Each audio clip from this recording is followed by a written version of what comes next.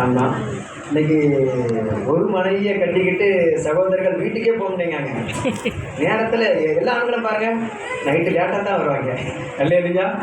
ஆமாம். ஒரு மனைவி வச்சுக்கிட்டு ஒரு கணவர் அவ்வளோ சீக்கிரம் வீட்டுக்கு போக மாட்டாங்க. ஏதாவது சின்ன சின்ன பொடி பொடி காரியங்கள் இருக்கும், அதெல்லாம் போக மாட்டாங்க. ஆனால் யாரு ஆமாம் யாரு பேய் பிடிச்சாள்கிட்ட போய் ஒரு மனுஷன் வாழ்ந்து எப்படி இருக்கும் இல்லையா? ஆமாம். பெரிய சாமி பாப்பச்சக்கர் யாரு பேய்?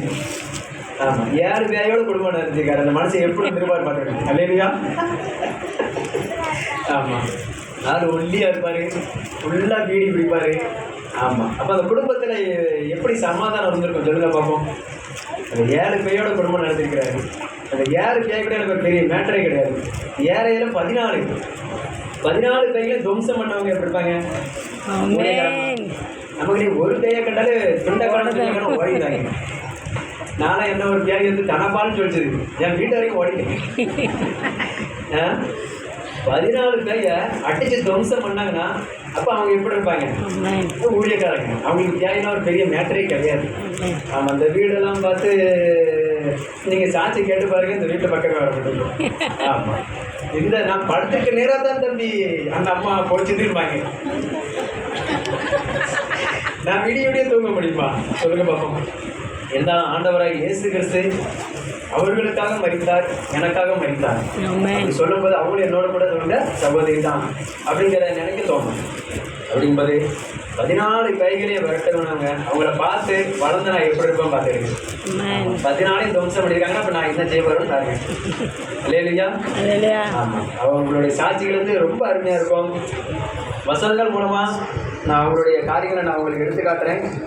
ஆமாம். எடுத்து வாசிப்போம். 2 ராஜாக்கள் 1ஆம் அதிகாரம் 3ஆம் வசனத்தை வாசிங்க.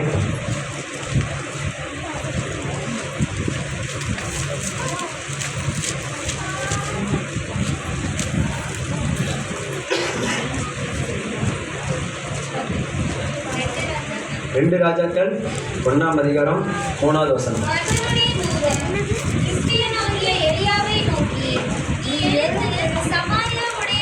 1லேருந்து 3 வரைக்கும் வாசிச்சிருங்க.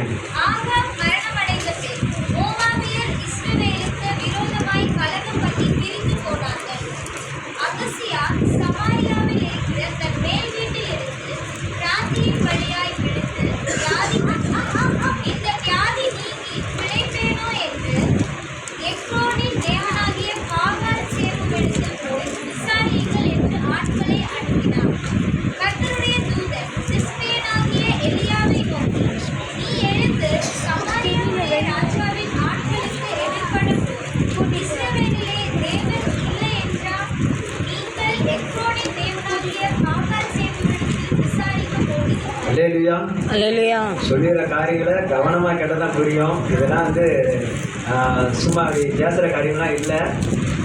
என்ன சொல்ல போகிறான்னு சொல்லி நீங்கள் நல்லா உச்சி கவனித்தீங்கன்னா அதனுடைய விஷயங்கள் புரியும். இது வந்து நல்ல ஒரு ஜெபிக்கிறவங்க சரிங்களா? ஜெபிக்கிறவங்கனால என்னெல்லாம் நடக்க முடியும்.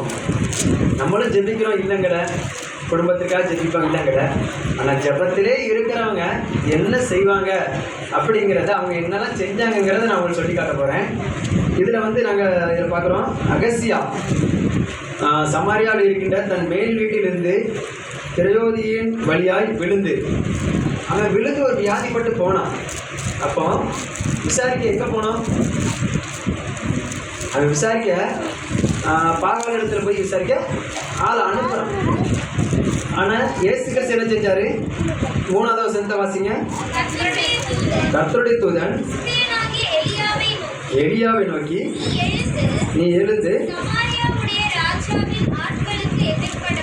எதிர்பட போய்